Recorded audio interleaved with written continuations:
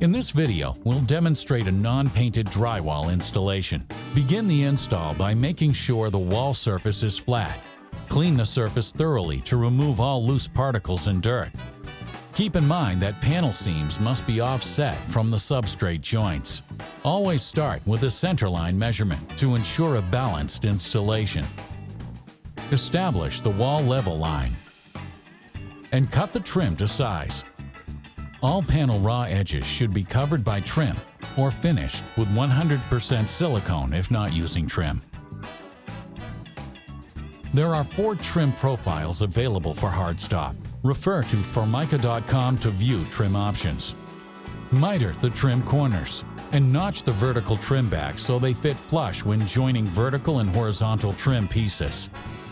Use GE Supreme Silicone Clear Adhesive to install the top end cap to the wall. Use a pneumatic nailer to put 16 to 18 gauge 1-inch nails into the bottom flange of the trim.